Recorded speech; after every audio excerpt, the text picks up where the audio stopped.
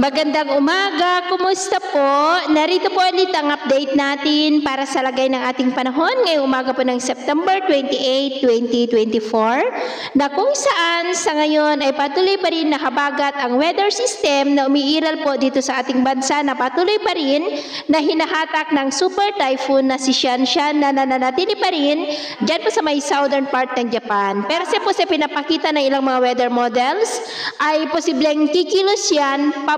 pabalik at tutumbukin ang China na siya pa rin pong patuloy na manghahatak ng habagat hanggang sa weekend na siya naman pong magpapaulan dito po sa ating bansa. At sa ating pong long range forecast ay consistent pa rin naman na walang bagyo na namamataan na tatawid po dito sa ating kalupaan hanggang sa matapos ang buwan na ito, pero posibleng sa susunod na buwan ay may mga bantana ng bagyo na maaaring mabuo o kaya po ay lalapit dito po sa ating bansa, at ang development ng mga yan ang atin pong babantayan. At sa lagay ng ating panahon, ngayong madaling araw ay maayos ang panahon sa malaking bahagi ng ating bansa, pero may chance pa rin na mga isolated rains sa ilang bahagi ng Pangasinan, Zambales, ilang bahagi ng Tarlac,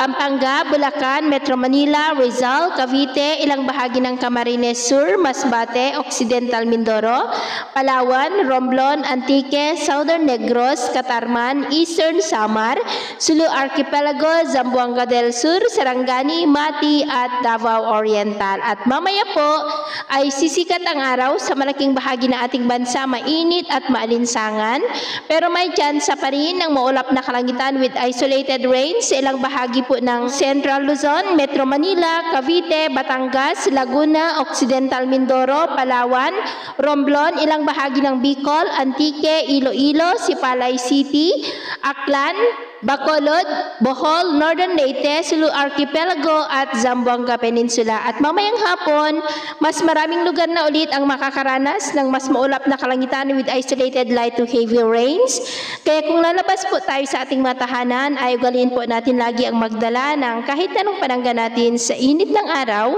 at proteksyon na rin po sa mga biglaang buhos ng ulan. At sa atin naman pong mga baybayin, wala naman po tayong nakataas na namang gale warning signals, pero iba yung pag-iingat lamang po kung papalaot tayo para po mas makaiwas sa mga sakunang pangkaragatan. So, yun po ang latest update natin sa araw na ito. Ako po muli si James na nagsasabing sa kahit na ng pagsubok po na darating sa ating buhay, huwag po tayong mawawalan ng pag-asa. Thank you and God bless!